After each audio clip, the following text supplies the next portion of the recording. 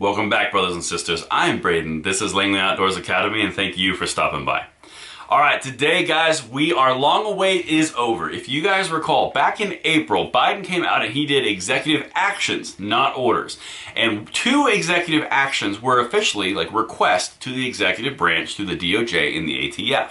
We did videos on all of this in part of our daily uploads. The first one was to come out with a rule around ghost guns. The second was around pistol braces. Well, we've covered the ghost guns one. By the way, the comments is still open. I'll leave it in the description box below. If you guys have not made a comment on the ghost guns thing, go leave a respectful comment because it's worth it. Now, that's the first one. The second one was the pistol braces, and that is what just dropped today. The DOJ just came out and introduced a new rule which basically governs pistol braces. Now, we're going to dive into that in depth. I'm going to read a few of the excerpts that are really important, what they're trying to do, and we're going to talk about that in depth. The second thing that they did was about red flag laws, the other executive action that Biden requested. We're going to talk about that tomorrow. Right now, we're going to focus on the pistol braces. Before I go into that, first of all, no, everything's always in the comments field below, or actually in the description box for your review, so you can actually look at this proposed rule yourself and confirm what I'm telling you is true. And then the second thing is, guys, in February, we talked about watch out for executive actions and executive orders because it's a sign of weakness. We talked about it a lot in February of this year. They have been relegated to use executive action through the DOJ and the ATF on pistol braces and ghost guns to try to push their agenda, but they are not writing law. It's incredibly important to remember that only Congress can write law, and they are stalemated. Nothing is happening on the congressional side creating legislation. That's the key. What they've done is they've been stuck in the executive branch over here, and they have to interpret existing law. That's what you're seeing with these rules. They're trying to change rules around. For example, in the ghost guns, they changed the term of frame and receiver in the definition. In this pistol brace, they're changing it, putting it into a different category. And that's really, really important. They are stuck in the executive branch because they've been stuffed over here through your actions. You guys have called your representatives, you called your House members, your senators, you guys are making a difference, and this is a sign of progress. It's not good news what's occurring, but read it for what it is, that they're stuck over here and they can't get laws passed. That's a big deal.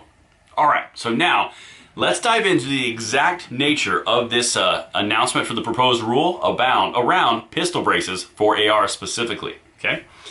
So, Justice Department issues proposed rule and model legislation to reduce gun violence. Okay, that first part is the proposed rule for the pistols, and the second part is the red flag laws. New steps would enhance enforcement of the National Firearms Act and aid states in drafting extreme risk protection order laws. Like I said, we're talking about that extreme risk protection thing tomorrow. Today, we're focusing on the NFA, the National Firearms Act, because that's important. Okay?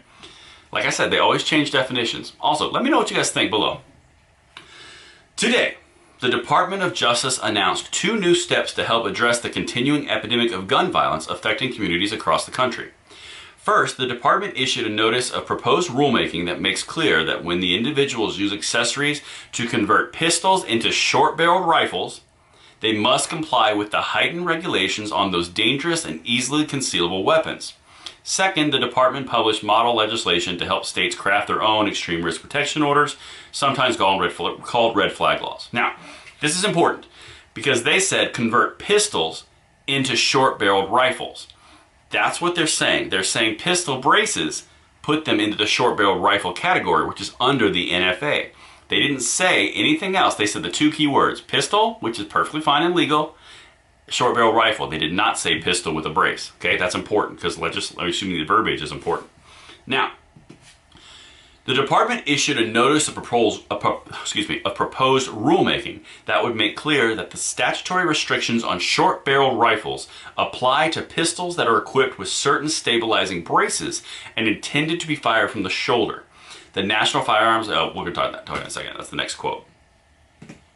The National Firearms Act imposes heightened regulations on short-barreled rifles because they are easily concealable and can cause great damage and are more likely to be used to commit crimes. That's not accurate. That's just conjecture. It's very subjective at best. But companies now sell accessories that make it easy for people to convert pistols into these more dangerous weapons without going through the statute's background check and registration requirements. Now, Basically, what that just said was they are going to start to put anything that's on a pistol, like an SB brace or a stabilizing brace, on a pistol AR. They're going to put it under the NFA. Now, what does that actually mean for you as a owner of this platform? What it means is if this rule is accepted and entered in the National Registry and becomes interpreted law, number one, it can be adjudicated and they can go through the judicial system for it because it's kind of vague and a little questionable. But more importantly, you take that brace off, you still have an AR pistol, you're fine. Okay, that's what it means in layman's terms. Now, the big problem here is they're putting something that is not an NFA item into the NFA category. This would mean that any pistol you have with a stabilizing brace is now considered a short-barreled rifle. What that essentially means is you have to have a stamp and an enhanced background check, and you have to pay for that stamp to do it. Right now, you just buy a piece and it becomes a pistol with a stabilizing brace. Under this new idea, it's an SBR, it's part of the National Firearms Act, it's a lot more serious of a situation. Okay? That's what they're proposing here.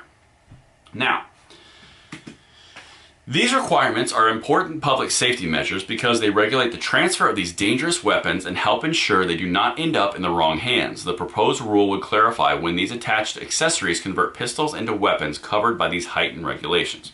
So what they're going to do is they're going to put, because if you look at the legislation they put out, they're going to put very specific models, very specific types of things, and they're basically going to put a pistol into the SBR category if it has a brace on that pistol. Now, that's what they're going to do. The intent, and they're trying to sell it by saying it has a higher chance of being used in a crime because it's an SB, because it's a shorter, more compact rifle.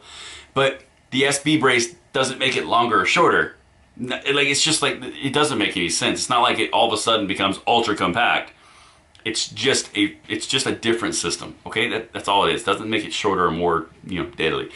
Secondly, the round itself doesn't become less or more dangerous if you have a stabilizing brace or an SBR. It's the exact same impact. It's just a different delivery system on the back end, which has no bearing at all on the dangerousness of the weapon.